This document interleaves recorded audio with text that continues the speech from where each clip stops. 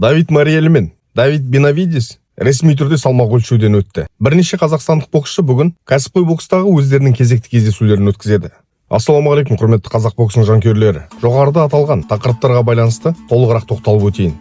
Алдымен отандастарымызға тоқталатын болсам, отандық промоушн Ирфин промотерлік компаниясы Таиланд астанасы Бангкокта жергілікті промотерлік компаниямен бірігіп кезекті бокс кешін өткізуде. Отандастарымыздың арасынан 4 боксшы шашалаңға көтерілетін болады. Кеше боксшылар салмақ өлшеу рәсімінен сәтті өтті. Бүгін жекпе-жектер өтеді. Боксшылардың жекпе-жектерін бүгін сағат 12:00-де Қазспорт телеарнасынан тікелей эфирде көре алатын боласыздар. 72 келі 600 грамм салмақ дәрежесінде рейтингтік жекпе-жекке Армат Арманұлы кәсіпқой бокста 7 жекпе-жек өткізген. Хабиб Рахманға қарсы кездесу өткізеді. Одан кейін 63,5 келі салмақ дәрежесінде Нұрдос Төлебай кәсіпқой бокстағы 14-ші жекпе-жегінде Иран мемлекетінің боксшысы Арзи Амир Хосейнге қарсы ол да рейтингтік кездесу өткізетін болады. Ал кештің басты кездесулерінде алғашқы болып шашалаңға көтерілетін 53,5 келі салмақ дәрежесінде WBA тұжырымы бойынша Азия чемпионы атағы үшін Елшат Нығметолла индонезиялық Фласидус Нунуға қарсы 10 раундтық кездесу өткізеді. Ал кештің басты кездесуінде 66 келі 700 грамм салмақ дәрежесі бойынша өзінің WBA тұжырымы бойынша Азия чемпион атағын тұңғыш рет қорғайтын Руслан Мадиев Филиппин мемлекетінің боксшысы Канега Алиге қарсы ол да 10 раундтық кездесу өткізеді. Отандастарымызға сәттілік тілейміз.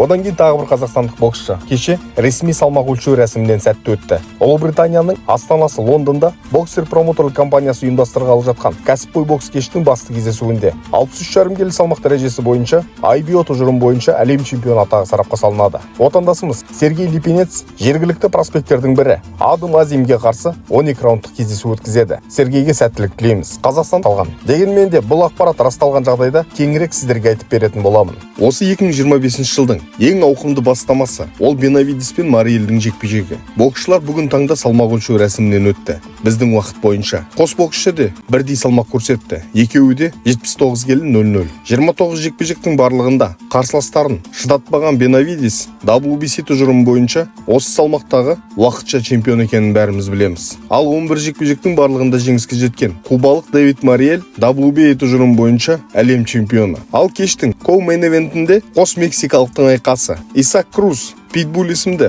лақап атпен танымал болып жүрген мексикалық боксшы өзінің отандасы Анхел Фиореға қарсы 12 раундтық жекпе-жек өткізеді. Ал оның алдында 57 келі салмақ дәрежесі бойынша WBC тұжырымының чемпиондық кездесуі. Бұрындары 55 келі салмақ дәрежесінде WBC мен WBO тұжырымдары бойынша екі тұжырымның чемпионы болған Стивен Фултон мен мексикалық Брендон Фигероа арасындағы кездесу. Бұл жекпе-жектің де бүгінгі күнде күтілімі өте жоғары болып тұр. Қазақстан уақытымен ертең таңғы сағат 7 шамасында мен атап өткен бокс кешінің басты кездесулері басталатын болады. Осыған дейінгі бағдарламаларда айтып өткендей, ресейлік 100 келі салмақ дәрежесінде, яғни жаңадан ашылған Брэджервейтте WBA чемпионы, Олимпиада ойындарының күміс жүлдегері, 2 мәрте әлем чемпионы атанған Муслим Гаджимагомедов крузервейтте әлемнің экс-чемпионы африкалық Элунга Мучунуға қарсы кездесу өткізіп, ұпай санымен жеңіске жетті. Боксшылардан көп нәрсе күткен болатынмын. Жанкеш жекпе-жек өткізудің орнына толықтай 10 раунд бойы боксшылар бір-бірін аңдып өткендей болып көрінді. Нәтижесінде ресейлік боксшы жеңіске жетті. Шығарылымға байланысты өздеріңіздің пікірлеріңізді қалдырып кетіңіздер. Жеңісті күндеріміз көп болсын. Қазақ бокс жасасын.